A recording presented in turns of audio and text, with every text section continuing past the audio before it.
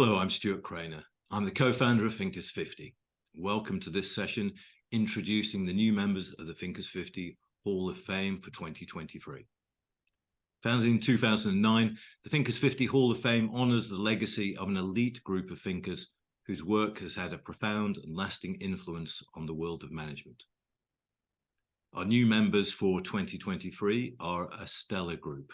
I'll just run through them now, just giving you a few lines on each, introducing people to their work. So they are Subir Chowdhury, who's chairman and CEO of ASI Consulting Group, champion of the theory and practice of quality in organizations, and a philanthropist. Born in Chittagong, Bangladesh, Subir is the author of 15 books, including The Difference, The Ice Cream Maker, Next Generation Business Handbook, The Power of Six Sigma, and Management 21C. Next, we have Avivah Wittenberg-Cox. Avivah is a Harvard 2022 Advanced Leadership Fellow who researches longevity, gender differences in aging, and how to manage individuals and teams through the third and fourth quarters of 100-year lives.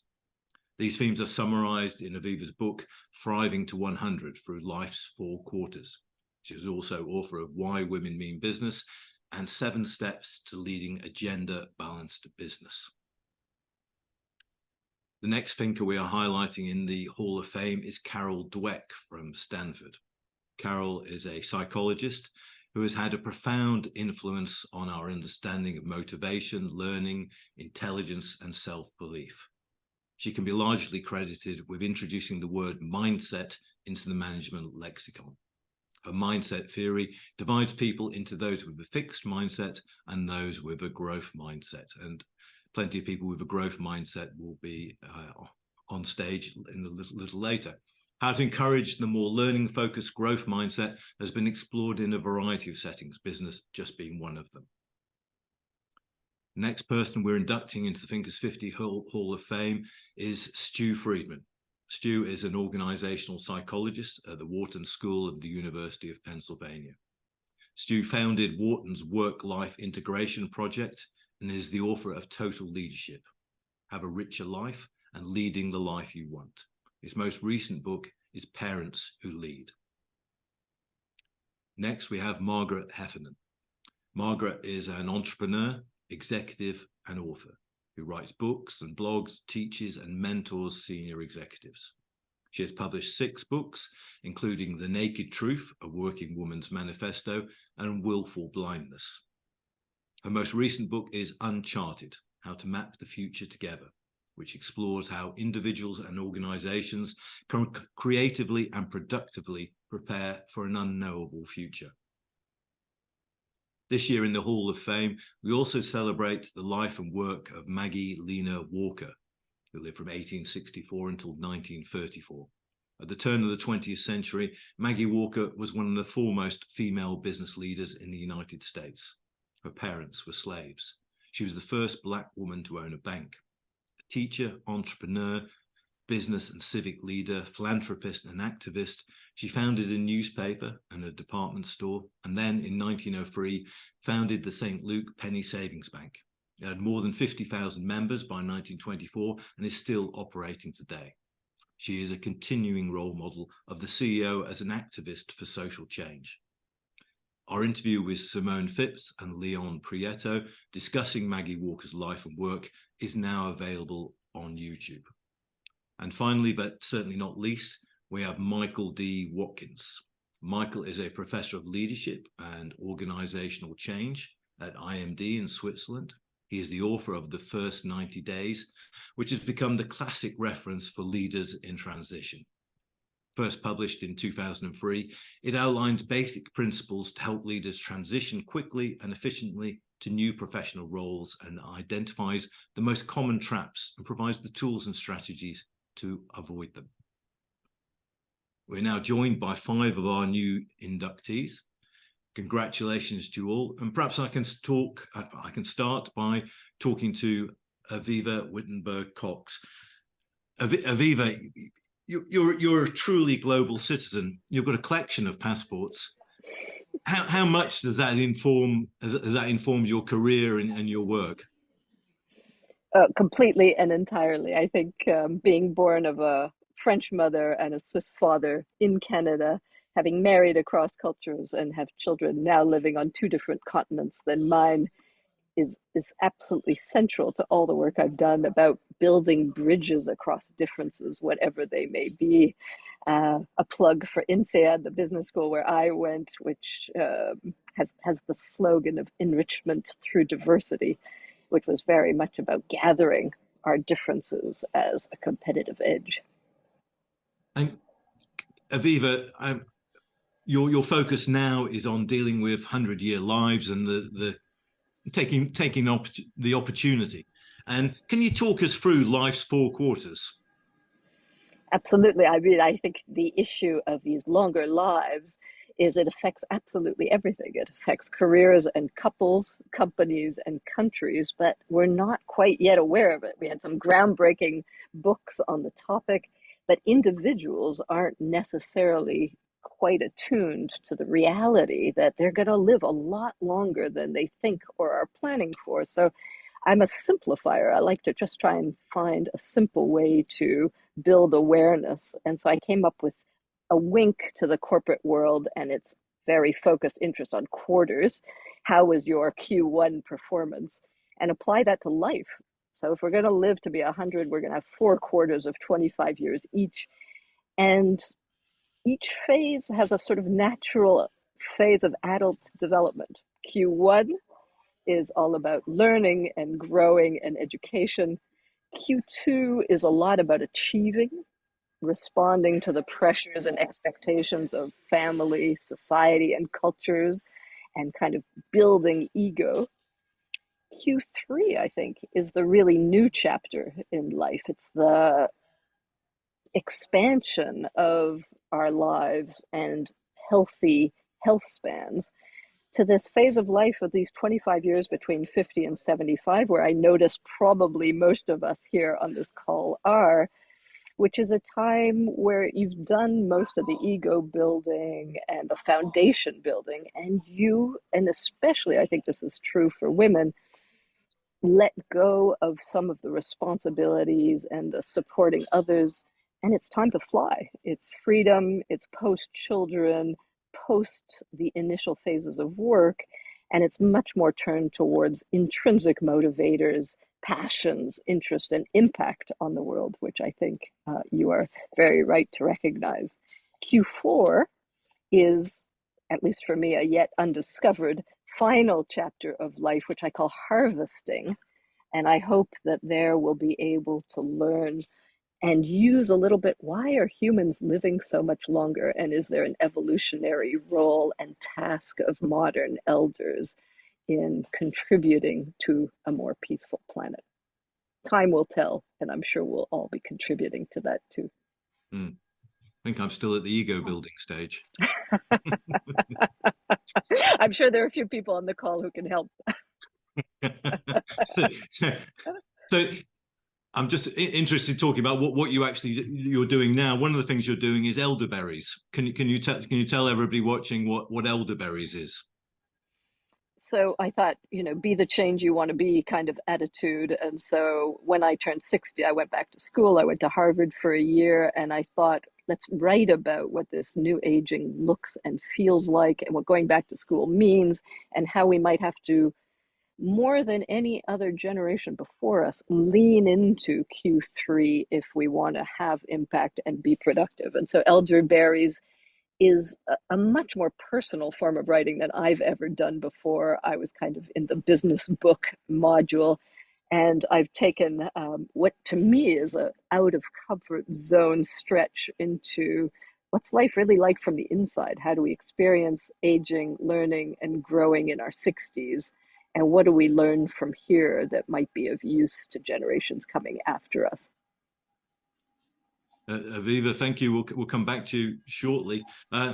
Margaret, your career, looking at it again, is like a lesson in patience, perhaps, is one interpretation, in that you spent time as, rarely in this world do we encounter somebody who worked as a CEO and a business leader, but then you changed completely to becoming a thinker, writing and producing books and writing plays and doing all sorts of things. Is impatience a fair description? Oh, it's definitely one of my key qualities. I mean, I like to think as a CEO, I was also a thinker, to be honest. I don't see those two things necessarily as antithetical. But I think as much as I really loved running organizations, hiring and working with and developing fantastic people, I just grew increasingly enraged by the way in which we run lots of organizations. And I still, despite working in many and running many, have lots of questions about why do we do things the way that we do. And all of my books have really been propelled by those questions, asking, really, why do we believe these things? Why do we act as if these things were true?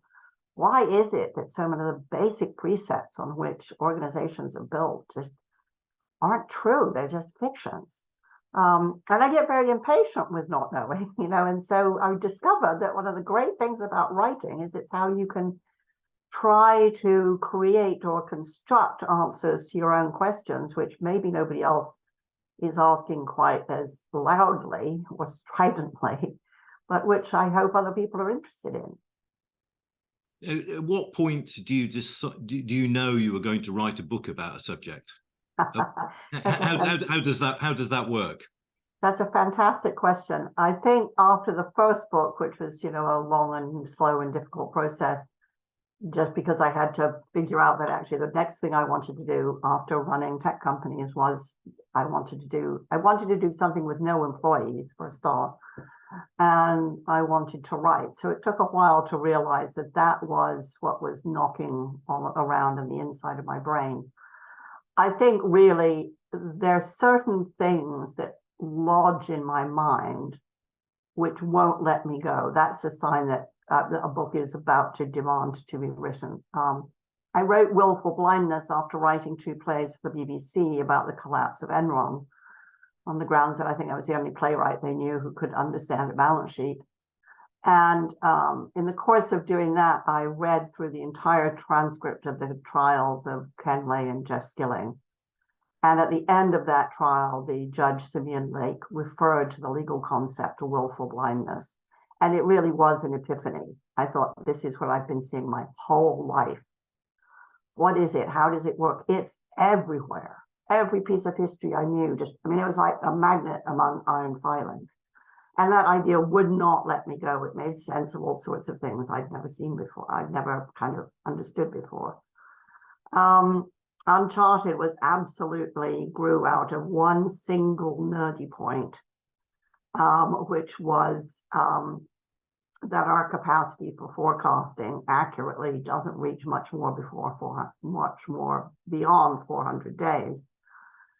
And given that we still teach management as forecast, plan, execute, it just struck me that that kind of 3-legged stool of management, which dates from the Industrial Revolution, was broken.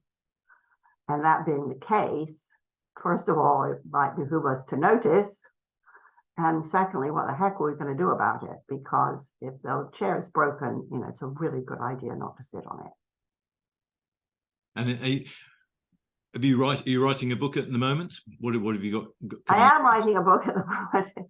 I always forget how hard it is to write. And then I think, oh, yikes, why is it I like doing this? But I like doing it more than anything else I can think of doing, really. So that's why I do it. I just, it's like I discovered talking to scientists at CERN, the difficulty is the point. It's the draw. It's not a problem. It's an attraction. But I'm always scared of my books before I start. So I'm not talking about this one yet because I'm still in the scared stage. Yeah, that sounds. And what's the exciting, enjoyable period of writing a book? I always think the best books are ones where you come upon the title very early on, before you've started writing anything, and the title is very clear in your mind, so it holds it all together very easily. That's the most exciting bit, and it's all downhill from there. Yeah, I think that was probably true with Willful Blindness. I don't think it was true with other books. but that was because I'd hit upon an existing legal concept, which was a great organizing principle. I think the most exciting piece for me is when I'm writing a chapter and I suddenly realizing it's going somewhere I never expected it to go. And that's when I'm learning something new. One of the things I discovered, well, with my first book, I hit a chapter that just refused to be written. It was a beast and it kept fighting me. And I thought, this means I'm not really a writer. It turned out to be the chapter in which I learned the most. My second book, I had another chapter like that, and I thought, it's a famous second book problem. My third book, I hit that problem, and I thought, it's that bloody chapter. Well, never mind, soldier on, it'll be okay, keep going. I really love discovering something that I had never thought of and would never have thought of had I not had to do the writing. And this, it turns out, is true of all kinds of writing. Many people, really incredible writers of a kind you wouldn't expect, write books with no outline at all, right? They, even detective stories and thrillers written with very convoluted plots, they make them up as they go along. The same with Murakami, incredibly intricate books. And it's discovering, it's the exploration, it's going somewhere you've never been before. That's what excites me. What bores me to tears are formulaic books where it's kind of all known up front and then repeated in more and more detail. And I think, I'm sad to say, I think that's why the business book genre is often kind of at the back of the bookstore, because not enough effort goes into making them feel like life. They feel much more like an engineering manual. Obviously, I wouldn't include any of the writers that we're with today. No, of course. But I think as a genre, it's really tricky because there's many of them are written like recipe books.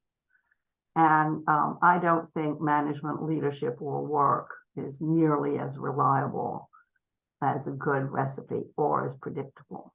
Did you mention Murakami then? Yeah. Yeah, okay, I was just checking. I didn't expect the conversation to find its way to Murakami, which is always good if we do. So, Margaret, thank you. Next, Michael, and could it be interesting your perspectives on books as well, because you're really well known. Your book really created an industry. The first 90 days created the kind of onboarding industry in the consulting world, and a huge amount of research and interest in kind of transitions in careers. Thanks, Stuart. At what point did you think this book is taking off, or what was the genesis of the book? Sure. So just before we start, though, I have to say I'm highly relieved, Avivah, to hear that I'm only in Q3. That's a real positive from this session. All at once. Book writing. Wow. We could probably talk for a long time about our experiences writing books. I think of myself as a recovering engineer, Margaret. So hopefully what I'm doing isn't too, engineering manual like. My formative experience writing a book was writing the first draft of the manuscript and submitting it and having a party to celebrate. Okay. And a year later, right, after agonizing, proofs and indexing and everything, I actually had something in my hand. And from that point forward, I never celebrate until I have a physical book actually right in my hand, right? Because it's just, it's too long a process. So transitions, right? And I think more generally sort of how I like to think about the world and what I get interested in are problems that I think have been around for a long time, are around now, and will continue to be around for, as long as humanity persists. And I'm attracted to those problems. And it's not that I'm not interested in technology. I'm very interested in AI right now, as Stewart and I talked about. But I started my career focusing on negotiations, right? And negotiations are an example of something where I think from the very beginning, when Subir, you had a mango and I had a banana, we were engaging in some form of bargaining and deal making. And the basic outlines of that process in some senses haven't changed all that much. And from there, I sort of had a bit of an epiphany when I was still teaching at actually the Kennedy School of Government at Harvard about transitions, that there really wasn't much out there that had been written about taking charge in a new leadership role. There'd been a little. Jack Gabarro, if that name means anything to you, had done some great work. I see you nodding your head? Lots of work on leadership, lots of work on change, very little on taking a new role, struggling your way up the learning curve, and simultaneously trying to have an impact, right? And create momentum and build credibility. And so that's long been a fascination for me. I'd link it to onboarding, right, Stewart, which I kind of helped to launch as a area of interest. I'm certainly interested these days in succession, right? That what happens when leadership in an organization changes, and just what a really complicated process that is, psychologically, sociologically. So that's the kind of thing that fundamentally I think motivates me. As to the first 90 days, I describe myself as the accidental guru, right? I just caught a wave, and it's been a really fun wave to ride, I must say. And you've got another book coming out. I mean, is it frustrating in any way, Michael, that you've got one book that's been hugely successful and it really catches, everybody thinks of you in association with that book, but your other books have obviously been the same amount of work's gone into them, and you've got a new book coming out early next year, haven't you? Yeah, I really appreciate you pointing that out, Stuart. Thank you. I'm kidding. No, so look, hitting home runs in this industry is not an easy thing to do, right? And I absolutely hit a home run with the first 90 days. It's provided, I think, decades of interest to me as I continue to dig deeper into what it means to make great transitions into new roles. I'm very interested these days, and I think Margaret and Avivah, I was hearing it from you too, about how leaders stay energized through transition. So it's the gift that keeps on giving in some senses. But the inception was absolutely the first 90 days. The book that's coming out in January is called The 6 Disciplines of Strategic Thinking. It's again an example of something I got interested in, partially because of the turbulence we're dealing with, partially just because of what AI is doing to the world, that the capacity to think strategically remains terribly important. I think arguably it's always been important, but that's the current agenda right now. Thanks, Michael. Next in alphabetical order, a Christian named Stu. Stu's in Boston today, but you spent your career at the Wharton School. How did you make the leap? How did you find yourself as a leadership thinker? Because you're an organizational psychologist.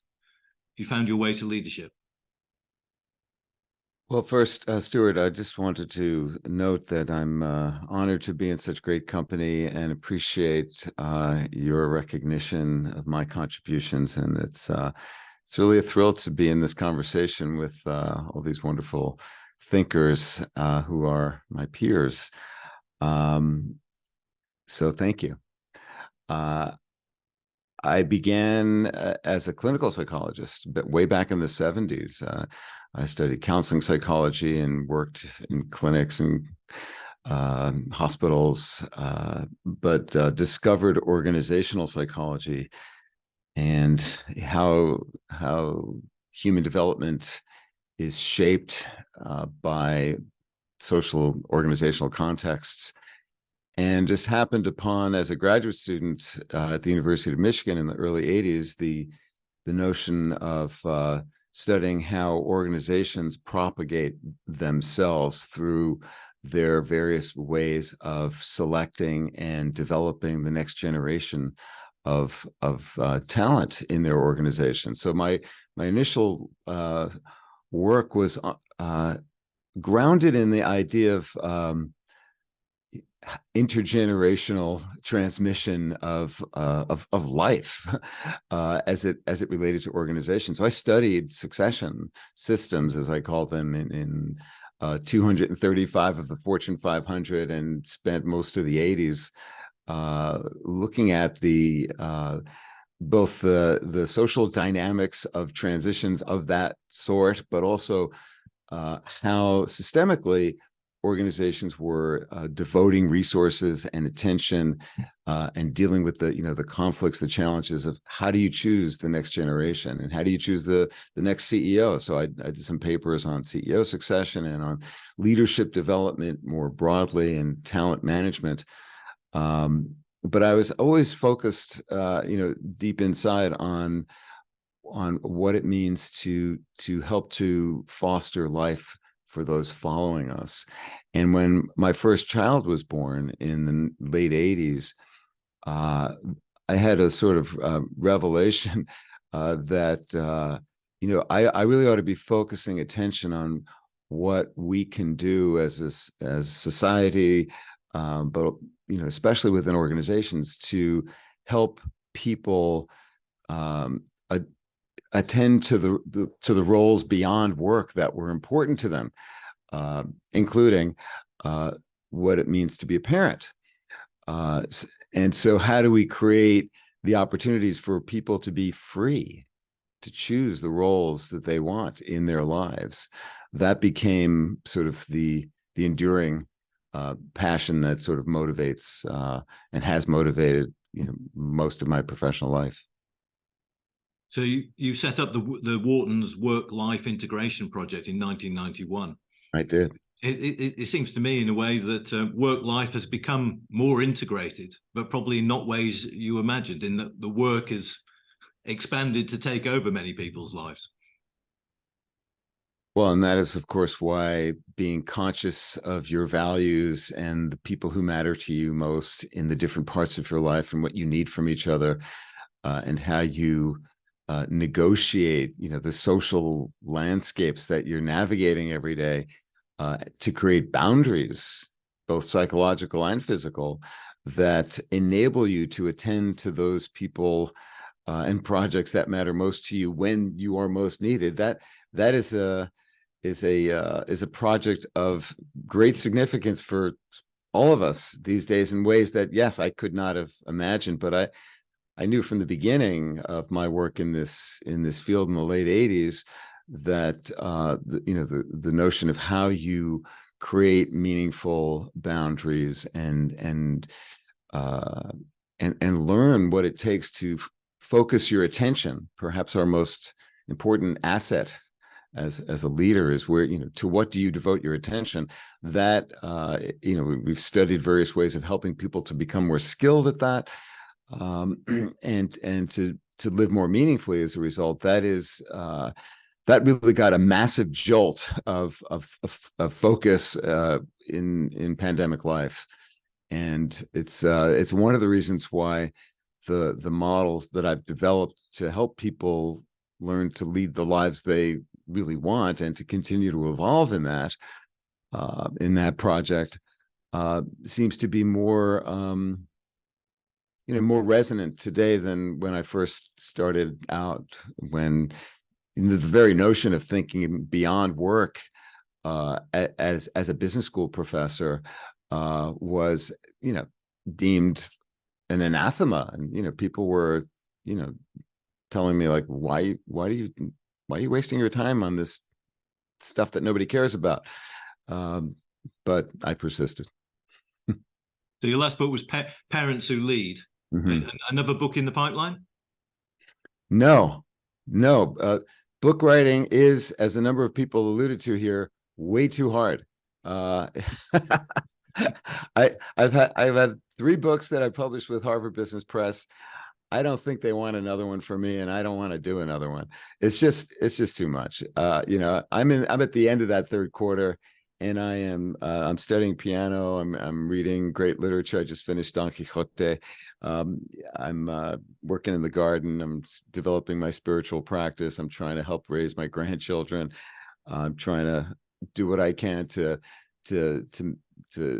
reduce the harmful effects of climate change in my small way. I'm trying to advocate for reduction in gun violence in my home city of Philadelphia.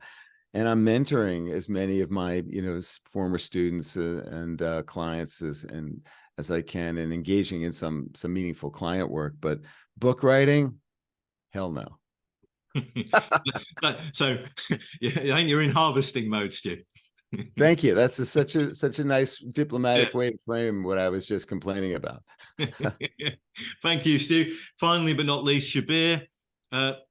Subir, you're famous for your work in the quality field. How did you get into it in the first place? I mean, you're from Bangladesh. It's a long way from Bangladesh to advising major American corporations about quality. First of all, Stuart, thank you so much. This is a great honor to be with such a distinguished colleagues. And one thing I think what I'm learning from even today from all these colleagues with different field they're working on. So I think the foundationally, my whole career is literally the foundation was about two things. Number one is like continuously learning, and when that learning comes from is all about that every single day when I wake up, I feel that I don't know anything. So I start my day saying that I'm the dumbest guy, and what can I learn today? So, and what it does, that literally build and give me a lot of boost inside of me to develop some curiosity in my mind and then go after it. So with that, I was very fortunate at the beginning of my career when I was maybe 27, 28 years old. I wrote my first book just came out, and I met with a Japanese quality guru named Dr. Genichi Taguchi. And he's the kind of the mastermind of Japan's quality success, with Deming being in the management, and Dr. Taguchi is much more in the engineering and product development area of quality. So when I first met with him, supposed to meet with him for 15 minutes for taking some pictures. And when I sat with him, and I asked him a very like a very basic question. I just asked him, can you tell me what is the definition of quality to you? So he looked at me and he said, I'm going to answer you, but you should not ask me any questions back. So you have to listen every single word I say very carefully. So I said, okay. So he said, quality means what customer does not want. So he said, excuse me? He said, no, you heard it right. Now you think. Once you find the answer, then you come back and ask the next question. So anyway, so after that, it took me almost like 7-8 minutes to figure it out what he's coming from. Quality means what customer does not want. That is not the thing we are studying. We always talk about quality means what customer want. So then I suddenly said that, Dr. Taguchi, I really got the answer. I said, okay, what is the answer? So I said, normally the customer doesn't talk about quality or think about quality until the product fails. So or the service fails. So our job as an engineer or as a human or whatever service or product we are developing or the service we are providing, it has to be as perfect as possible. So customer even don't think about quality, So he said, you got that right. So I said, okay. He said, hey, look, normally I ask these questions to a lot of people and they cannot find their answer. They always try to argue about it, but you somehow find this. So I said, I wanted to teach you everything I know. And this is kind of shocking to me because he's kind of a master. I'm supposed to take like 15 minutes. So ultimately, I became his student, and then we, in fact, co-authored. He wrote maybe 40 books, never co-authored any book with anybody else. I had a great honor to write 3 books with him. So that kind of changed my life into the field of quality. And obviously, then I was kind of learning. In fact, a lot of you are talking about that how the different books come out and everything. A lot of the books I wrote 15 books. Most of the books came out of with some kind of trying to solve an issue. And a lot of the time it came from some of my customer.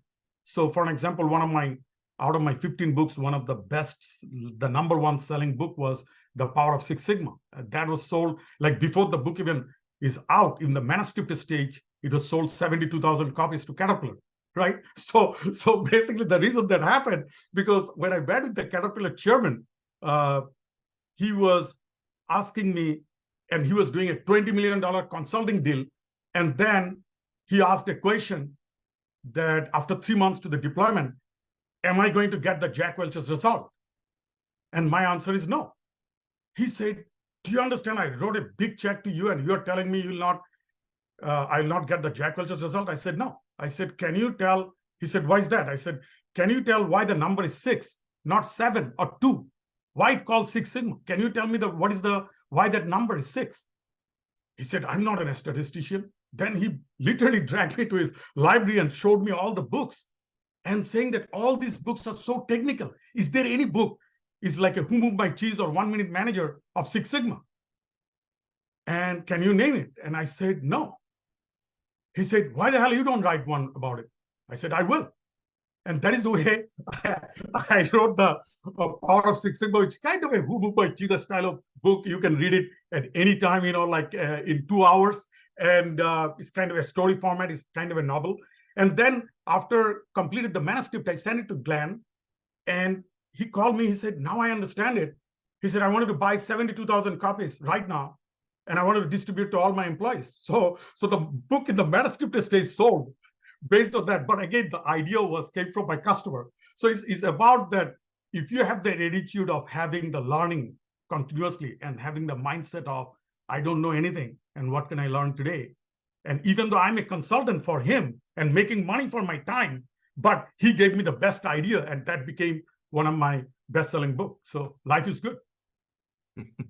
So it's your willingness to listen and steal ideas, or be instructed by your clients, is the secret. Absolutely, yes.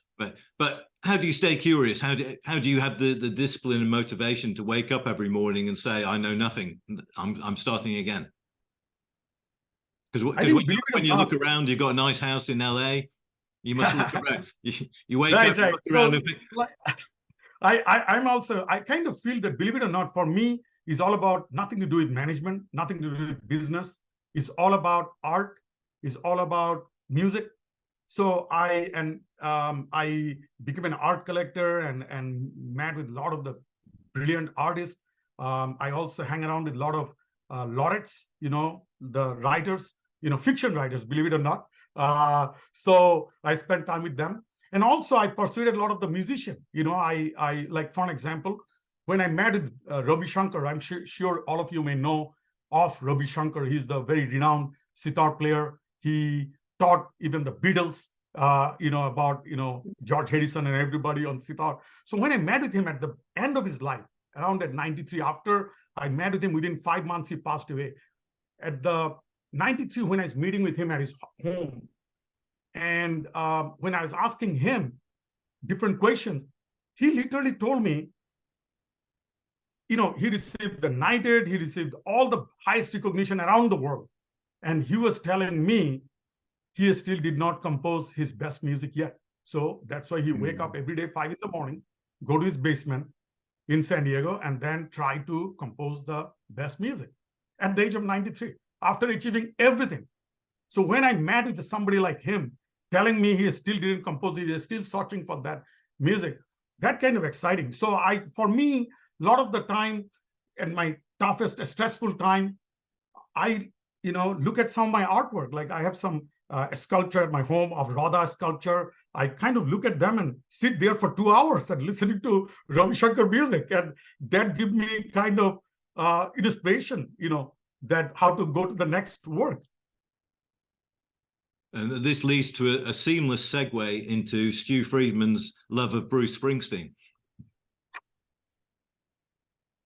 Well, I can say a lot about that. I'll simply note that he is among a number of sources of inspiration, particularly because the way he has evolved, thinking a lot about what Avivah was talking about earlier, over the course of his life, which I have studied and written about.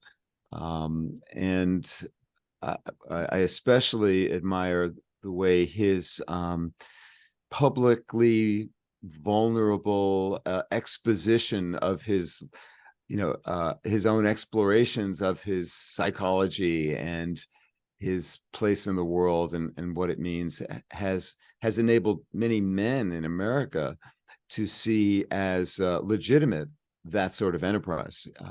And I think that's a really important contribution that's often unnoticed about his remarkable achievements as an artist, as a performer, as a soul searching inspiration to so many. So yes, I pray at the Church of Bruce. I certainly do. Yeah. And we were discussing earlier, and I was trying to find a link between your work and all five of you and your perspectives on the world. And I think Michael talked about bridge building. And yes, and I think, I mean, your work very literally is about bridge building in career. And it is, although I don't want to miss the opportunity to talk about Bruce Springsteen either, right? Because Avivah, if there's a better example of sort of, Q3 excellence, right? Quality Subir, right? A quality Q3, I think, Stewart, it's hard to find a better example than Bruce Springsteen, right? And this is the guy who's still doing 3-hour shows, incredible stamina. I think, to your point, Stu, a real inspiration from an emotional and connection point of view. I mean, it's an extraordinary story, and it's great that you've been able to. Hey, the Rolling Stones are starting again in Q4, so just wait. Yeah, that's kind of hard. This is where we start to talk about there are limits, right? There are things that should not happen too, yeah. Yeah, but it's very well understood, this thing of late style, the degree to which many artists produce absolutely their finest and often most original work towards the end of their life. It's a great point, Margaret. And I think it connects with your point too about not having so much to prove anymore, right? How just incredibly liberating it is when you don't feel like you have a whole lot to prove, and you can relax into doing what you do. And how intrinsically driven the end of our life is compared to very much what Subir was talking about, how it's just this inner curiosity that wells up in this constant. Stu, you're beautiful. That list of all the things you are now focusing on is a beautiful summary, I think, of how the passions stay, but the pressures to be something, prove something, do something, disappear. And it's a beautiful time of life. Well, and my mother, we were talking about mothers briefly earlier. My mother, who's still alive at 93, is an artist. She was a playwright. She was an actress.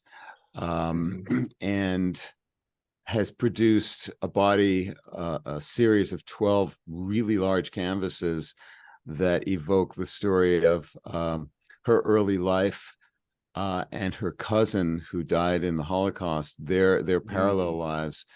And it's her best work, and it's being acknowledged in new ways that her earlier work has not. And she is 93 and a great source of inspiration. So yes, it doesn't stop, even if it doesn't mean in the context of writing books. There are other ways to express our contributions and our creativity. So Stuart, make a note now that maybe Stu might be writing his book, even though he refused to write another one.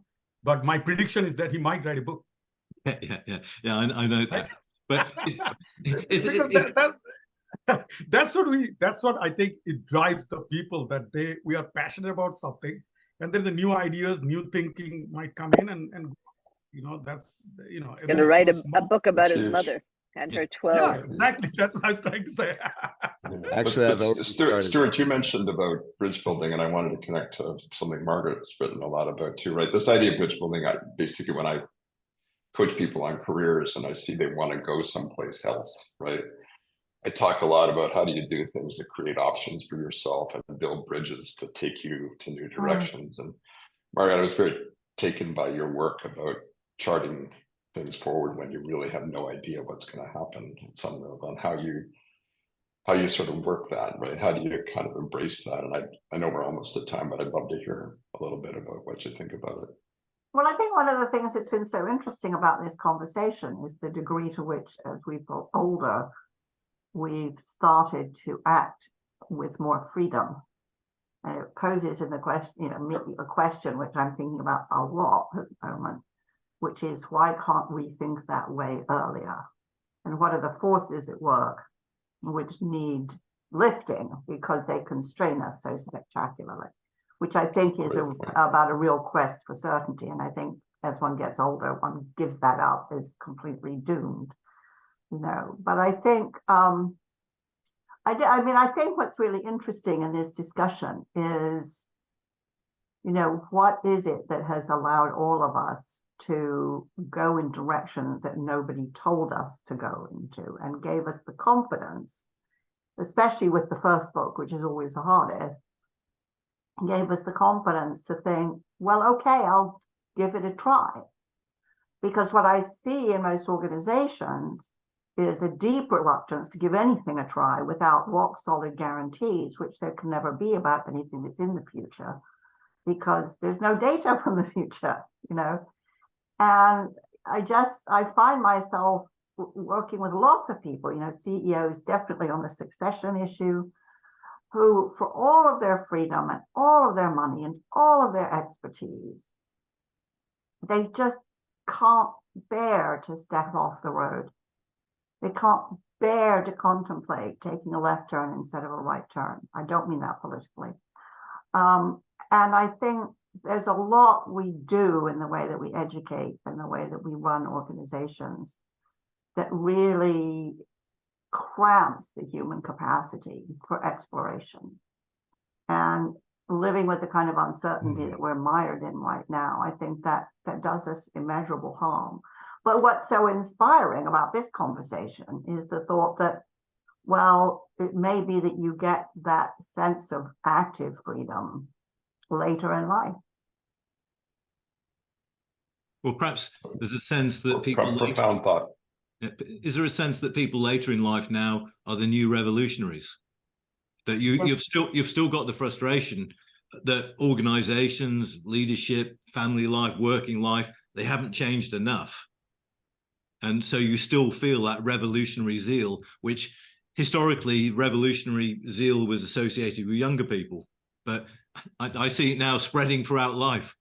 So I'm writing about activists quite a lot from that perspective, and that's certainly part of it. I think it's also that many of us grew up in the 60s and early 70s when activism was a thing. And then we kind of thought, well, we've solved lots of things. And we find ourselves back in a world now which demands activism if we're truly going to wrestle with the biggest thing in all of our horizons that nobody's talked about, which is, are we or are we not going to doom human life on the planet? And you have to factor in that the later in life you throw caution to the winds, the less you risk. Yes, absolutely. So why not? Yeah. Why not use the privilege you've earned? Yeah. But let's go out on an optimistic and positive note. Looking to the future, do you see organizations, leaders, the world improving? Do you see things heading in a positive direction? Can you see green shoots of positivity? I'll go to Subir first because I suspect he's a very positive guy. I think it's kind of a mixed bag. That is my experience. It depends on which organization you're working on or which leaders you're working with. A lot of them, especially after the pandemic, I see a huge shift, especially like most of the companies I'm consulting with, what I see is some organizations are tremendously struggling with respect of how to bring all of the peoples together, because is it still like 2 days or 3 days kind of on-site, another 2 days off-site. So there's a lot of a struggle from the leader perspective on that side. But overall, I believe that this is my observation, like 10 years ago versus now. I think my experience is with my clients, what I'm seeing is that I think we became much more individualistic focused rather than kind of a broader type of focus. So it's everything good for me and is okay, right? That is the kind of the mindset. And I think we are also living in a very uncertain time with the geopolitical and everything else going on. That also kind of make them worried. So, but I think overall, with a humanity perspective, I'm very positive and optimistic. So that would be my take. So, Avivah, positive note, optimistic. Well, with Margaret, I'm going to take out from this conversation that older people are freer and thinking and more mature, the good ones, and that the world is super fast aging beyond anything humanity has ever experienced before. So we're not making any more babies almost anywhere on the planet. And so we're going to have an experiment that I'm curious to see if it will teach us the same lessons as this particular Zoom call, that when you generationally balance the planet and have a lot more old people, will they be wiser, more revolutionary, and more radical than the slightly more ego-driven, conformist, self-proving young folk? Time will tell. I think we'll see a bit of both. You have to learn how to age well, and I'm afraid we are a privileged bunch who've done it with lots and lots of help, support, and enlightened people around us. Michael, a world of wisdom awaits? Well, I kind of feel like we should be walking away from this committing collectively to writing an article called "You Say You Want a Revolution" or something like that, right? Exactly. That's what's going on in my head. So, you know, I sometimes step back and think, how is it that we ended up living at this particular moment in time, right? I mean, you know, climate, technology, political and social disruption of many, you know, if there's been a more challenging moment or period in the history of our species, you know, we could have a discussion about that, you know. I sort of take solace in looking at it through the lens of, I think positive things are happening. I think people are beginning to apprehend the true nature of the challenges. I think as a species, we will get through this. But what the valley looks like through that process, it's not going to be dull. That we can be sure. Stu, a final word, and I think a final word. Can you think more of Born to Run than Nebraska? Well, you know, there's a lot of broken heroes out on that highway, and people are struggling in ways that are, you know, just hard to grasp around the world. But I guess I have some sense of hope and optimism in the connections that I have with younger people who are increasingly committed to serving the world with their talents, their passions, their interests. And I find this with students, with clients, where I'm encouraging them. My work focuses on helping people to see how they can create value at work and at home, and in themselves and in their communities and their world. And that's what I encourage them and guide them in how to do it, and to think more broadly about their impact, even if it is indirect, and a kind of ripple effect in the way they live. And the interest in that sort of approach to their working lives, to be more expansive and energized by the project of finding harmony among the different parts of life for themselves individually. That is a sort in microcosm what we need to do collectively, and people, young people especially, are eager to take up that challenge. So I'm hopeful. Thank you, everyone. What a great conversation. We ranged from Murakami to Don Quixote, Bruce Springsteen to Ravi Shankar. I've really enjoyed it. Thank you, Subir, Avivah, Michael, Margaret, and Stu. Thank you very much for your time, wisdom, and congratulations on joining the Thinkers50 Hall of Fame. I should mention that the Thinkers50 Hall of Fame, our partners in that are the Higher Group. We really appreciate their support. Thank you, everyone, for joining us, and thank you for your words of insight and inspiration. Thank you. Thank you, Stuart. Thank you. Lovely talking Thanks, with Stuart. you all.